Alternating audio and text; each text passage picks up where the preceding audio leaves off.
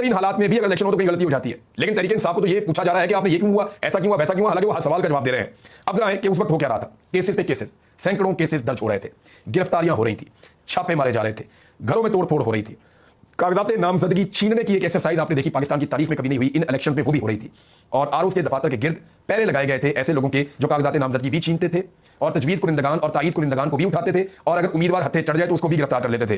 कागजात लगातार मुस्तरद किए गए, तारीखी नौयत के कागजात मुस्तरद किए गए, इससे पहले कभी इतने कागजात नामजदगी मुस्तरद नहीं हुए। अगवा पर अगवा हो रहे थे, जो वफादारियां हैं वो तब्दील करवाई जा रही थी। इमरान खान को एक हफ्ते में 3-4 सजाएं सुना दी गई थी और उनकी एहलिया को भी सजा सुना दी गई थी, जेल में डाल दिया गया था। तहरीक इंसाफ के अहम तरीन रहनुमा गिरफ्तार थे और किसी किस्म की कोई मुशावरत की इजाजत नहीं थी, किसी किस्म की कोई कंपेन चलाने की इजाजत नहीं थी। ना कोई जलसा कर सकती थी तहरीक इंसाफ, ना कोई जुलूस निकाल सकती थी तहरीक इंसाफ, ना कोई रैली कर सकती थी तहरीक इंसाफ, कोई झंडा नहीं लगाया जा सकता था, किसी किस्म का बैनर और पोस्टर नहीं लग सकता था, मुकम्मल मीडिया का बाइकआउट था इस पॉलिटिकल पार्टी का। तो क्या ये एक नॉर्मल इलेक्शन था? भाई इतने बुरे हालात के अंदर तो सवाल ही पैदा नहीं होता।